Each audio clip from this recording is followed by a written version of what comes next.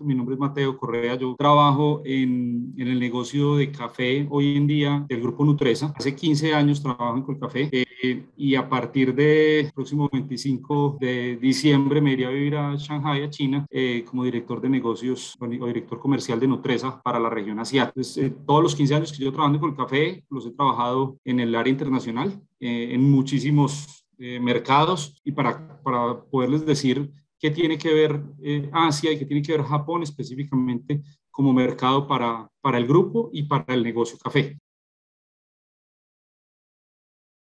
Bueno, entonces, como para tener contexto, pues el negocio, cuando digo negocio café, ya no hablo solamente de café, porque el negocio de café tiene diferentes plantas en el mundo y tenemos presencia con diferentes marcas en el mundo, entonces no hablamos solo de Colcafé, hablo del negocio café.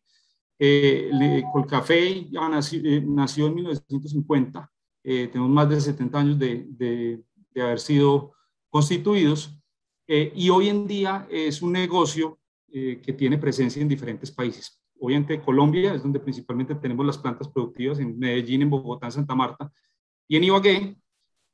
Tenemos una presencia en Chile, en una adquisición que tuvimos con una compañía de alimentos que se llama Tres Montes Luquetti. Allá hay una marca también de café y una capacidad productiva de café. Tenemos una presencia en Malasia, también de café, con unos socios japoneses, particularmente Mitsubishi y Takasago. Mitsubishi, pues muy conocido por todos, y Takasago es una compañía, una casa de sabores. Con ellos tenemos una compañía en Johor Bahru, en el sur de Malasia, en la frontera con Singapur. Ese es el primer dato. Hoy en día somos el tostador más grande de Colombia, el exportador de extractos de café más grande de Colombia, y también exportador de café tostado y molido. Esto está en inglés, pues, porque es una presentación que tenemos corporativa para los clientes, pero quería darles ese contexto inicial. Y hoy en día las ventas son cerca del 52% ventas internacionales, no nacionales. ¿A qué voy con esto y por qué les cuento esto?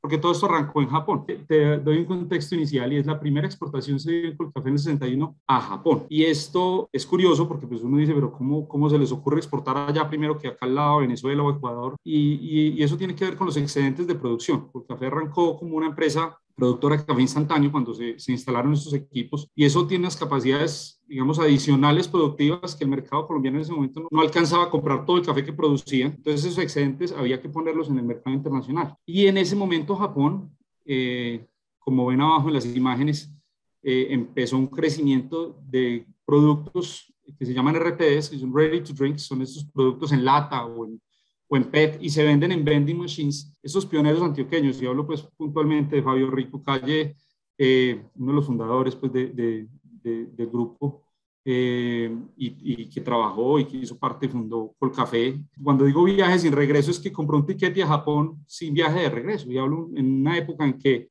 no había celulares. Obviamente, creo que fax posiblemente era lo máximo, la comunicación telefónica internacional era costosísima, y se fue 1 o 2 meses y dijo, vuelvo solo cuando haya vendido algo. Y volvió a los 2 meses con su primera negocio hecho de extracto de café a Japón desde el 61.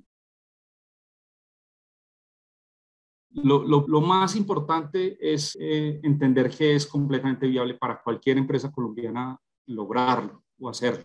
Hay que tener, obviamente, decisión, que es lo que les acabo de contar del doctor Fabio Rico, que decidió vender, ¿cierto? Y para eso es fundamental como creérsela. Entonces, todas las empresas colombianas pueden llegar a hacerlo, pueden llegar a exportar a un país como Japón, pero hay que tener en cuenta muchas cosas, y es que la curva de aprendizaje es larga, es dura, pero si uno lee bien el mercado y entiende el tema cultural y entiende la manera de llegar, cómo se relaciona uno con estas personas que le pueden ayudar a desarrollar esa entrada, para todos es viable. Entonces, pues hablo, si Colcafé lo hizo en el 61, porque hoy en día con la tecnología, con el desarrollo, con la comunicación, con lo que hoy nos permite el mundo, cualquier empresa más pequeña puede hacerlo, ¿cierto? Se los cuento de una empresa cuando no había sino fax.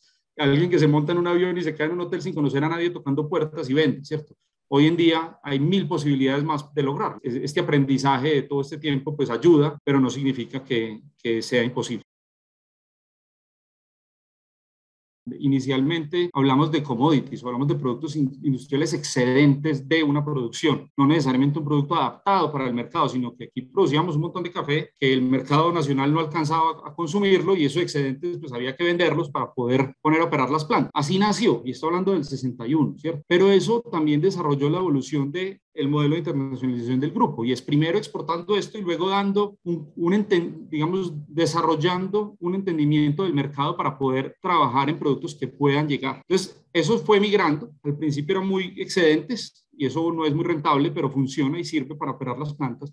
Pero con el tiempo fuimos entendiendo cada vez más el mercado, fuimos entendiendo la cultura, fuimos entendiendo a través de quién llegar. En Japón es muy importante, por temas obviamente del lenguaje y también cultural, tener un intermediario inicialmente, ¿cierto? Eso luego puede ir cambiando, pero inicialmente un intermediario que usualmente son también estas empresas, como les puse un ejemplo ahora, que son socias nuestras, que es Mitsubishi, pero hay muchas, son shoshas japonesas que son trading companies, y estas compañías tienen esa capacidad de interpretar, porque tienen oficinas en todo el mundo, entienden los recursos donde pueden comprar o hacer negocios de todas partes del mundo para llevarlos a Japón y procesar en un mercado muy dinámico. Claro. Entonces estas compañías se nos volvieron nuestros socios y brokers, y con ellos hemos hecho negocios con todos, entendiendo cada vez más la cultura, y eso nos ha permitido cada vez más desarrollar unas relaciones que toman tiempo. Y esos son otros temas que ahora sé que me vas a preguntar, pero es qué aspectos hay que tener en cuenta para ese relacionamiento, y es el aprendizaje de todos estos años.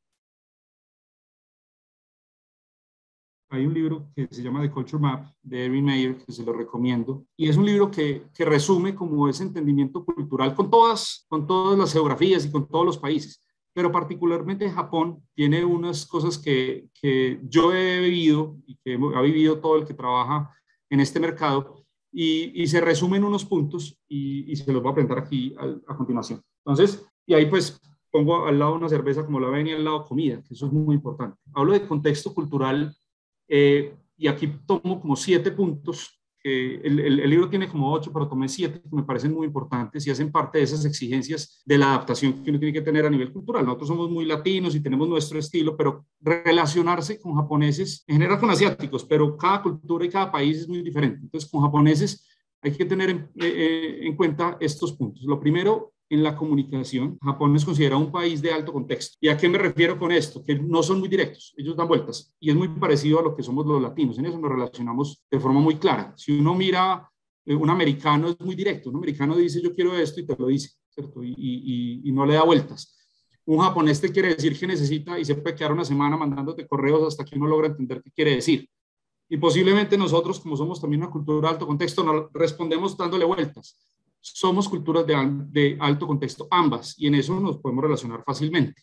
Pero también es importante decir lo que hay que tenerlo en cuenta, porque si estamos acostumbrados a exportar, por ejemplo, a Estados Unidos o a Europa, a Alemania, que son muy directos, no esperemos lo mismo de los japoneses. Hay que entender que ellos dan vueltas y que toman tiempo para tomar decisiones. Importante el tema de la retroalimentación. Los japoneses, el decirles algo a ellos o que ellos le tienen algo que decir a uno, lo hacen de una forma muy indirecta, no lo hacen directo. Ellos no dicen a mí no me gustó esto, o ellos no te dicen te voy a dejar de comprar porque no me gustó tu producto, sino que ellos te dicen algo por los lados, pero que vos tenés que entender que es que no les gustó el producto, pero no te lo van a decir de frente. Esa retroalimentación, esa información directa, no lo hacen los japoneses. Entonces hay que entender muy bien el lenguaje. Ellos no te dicen no, a todo te dicen que sí, y uno cree que no sale feliz de una reunión y dijo, me fue súper bien, y resulta que no, porque no son capaces de decir que no. Entonces hay que leer entre líneas. Es un tema cultural, casi que desde el punto de vista filosófico y religioso, pues, de los japoneses. Hay que entender el tema jerárquico. Digamos, nuestra cultura también es jerárquica, pero no tanto como la japonesa. En Japón hay que entender las jerarquías, hay que entender que con quien habla uno tiene un jefe, y ese tiene un jefe, y el otro tiene un jefe, y hay que escalar de esa manera y hay que relacionarse también de esa manera. ¿Sí? Si uno hace parte de una compañía donde hay una jerarquía, también hay que aprovechar esas jerarquías en la relación, ¿cierto?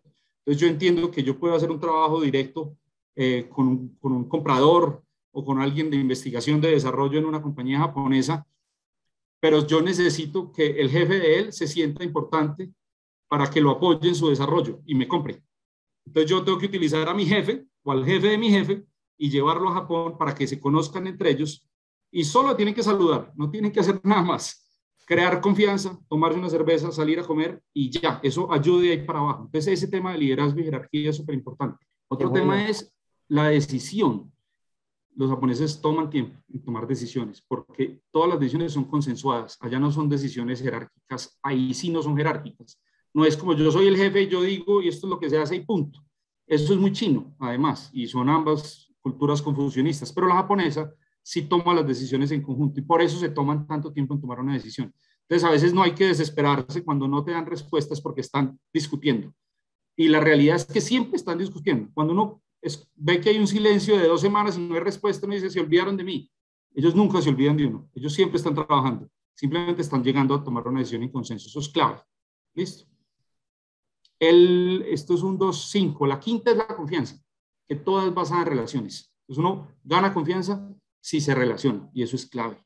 Y relacionarse es esto, es comer, es salir a tomar cerveza con ellos, es crear como ese vínculo.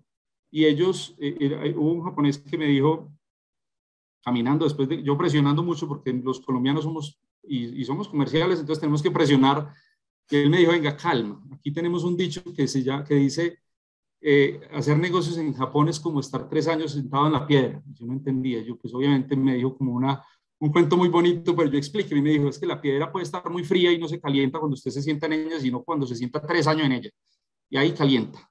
Entonces usted tiene que venir por lo menos 3 veces a Japón o visitar a ese cliente 3 veces y saludarlo y que lo reconozca para que se gane su confianza y pueda hacer un negocio. Usted puede tener el mejor precio, el mejor producto, pero si lo acaban de conocer no lo van a comprar. Pero si usted lo ve en 2, 3, 4 veces, ya el resto se vuelve fácil. Entonces ese tema es importantísimo. El sexto que tengo aquí claro que tiene que ver también con el tema de retroalimentación es el desacuerdo. Ellos evitan la confrontación. Entonces, ellos no se pueden frentear, digamos, o ponerlos contra la pared. Los ponen en una situación incómoda. Entonces hay que tener mucho tacto. Y por último, la puntualidad, definitivamente. Es tan incómodo llegar tarde como llegar demasiado temprano. Listo, eso yo creo que ustedes lo saben, pero uno una reunión la tiene a las 3 de la tarde, uno no puede llegar faltando 15 minutos a hacer fila porque el japonés se va a sentir presionado y no se les ocurra llegar 5 minutos tarde, sino que hay que llegar 5 minutos tarde, no más. Eso es fundamental. Listo. Entonces yo ahí te respondo y posiblemente me extendí y de pronto te respondí parte de las siguientes preguntas, Sí, pero todo pero muy, quería muy como claro. lo tenía así organizado porque para mí estos son los temas claves y las exigencias que tiene que tener un colombiano, un empresario que quiera hacer negocios en Japón. Si no entiende esto, le va a costar. Hay experiencias que a veces se aprenden a los golpes, o sea, uno a veces mete la pata y así es que aprende. Y hay que leer muy bien entre líneas y leer muy bien lo que está pasando alrededor. Pero para nosotros es una cosa, digamos, muy, muy impresionante, porque Japón, yo siempre he dicho, Japón ni siquiera es pues otro país como otro planeta, o sea, es otro cuento completamente diferente, la perfección, el respeto, la limpieza, la puntualidad, es una cosa que uno como que no se la cree, o sea, como Sí, colombiano es muy difícil, como latino es muy difícil, y lo digo en viajes que he hecho, pues pasando por Corea y por China, y uno llega a Japón y uno dice, Dios mío, esto es otra cosa, o sea, es más perfecto que todos. Y entonces, para uno es muy impresionante, pero para ellos también, cuando uno mete la pata y está en su entorno, ¿cierto? Hay 2 anécdotas puntuales, una que me pasó a mí, una reunión creo que era en Nagoya y yo llegué, aquí todos con corbatas, la vestimenta es muy importante, yo creo que eso ha cambiado un poquito y en verano pues nadie pone corbata, pero yo pues me fui de traje, con mi corbata negra, yo me sentía súper bien, llegué a la reunión, me recogió en la estación, fuimos a la reunión, 2 horas, súper bien, pero todos me miraban raro, yo no entendía y no entendía qué estaba pasando. Y cuando terminó la reunión, el que me recogió me volvió a montar en el carro y cuando me dejó otra vez en la estación de tren, me dijo, Mateo, ¿usted por qué se puso una corbata negra? ¿Qué le pasó? Yo, ay, Dios mío, ¿qué hice? Me dijo, es que aquí cuando se pone una corbata negra es porque se murió un familiar. ¿Se le murió algún familiar? Yo, no, pero no vuelvo a poner una corbata negra, o sea, no la vuelvo a empacar. Son cosas muy, pero eso le daña, eso desconcentra a todo el mundo en una reunión. Son esas cosas que solo se aprenden viviéndolas, ahí no hay de otra, ¿cierto? Y hubo otro que le pasó a un compañero, trabajaba mucho con Japón y con él fui la primera vez, y es que nosotros hablamos mucho, y hablamos, y hablamos, y hablamos, y hablamos. Y estos edificios en Japón todos tienen 50 pisos, eso es gigante. Sí. Entonces son ascensores y ascensores y ascensores. Y él hablaba y hablaba, claro, estaba emocionadísimo. Él fue a una pasantía como un mes con Mitsubishi. Y cada vez que se montaba en el avión, él hablaba como un loco. Y eso se entra gente en ese ascensor, 10 personas, y él habla y habla y habla. Hasta como el tercer día, el japonés le dijo, venga, a veces la mejor conversación es el silencio. Y como que le dijo, no hables tanto, y aquí no se hablan los ascensores. Entonces, claro, le dio vergüenza, pero pues así es. Entonces, ese tipo de cosas son como que uno se choca con ellas, pero las tiene que vivir y posiblemente cuando las escucha, pues no la vuelve a hacer. Las tiene El que tema de los aceptar. regalos, hay muchas Claro. cosas culturales.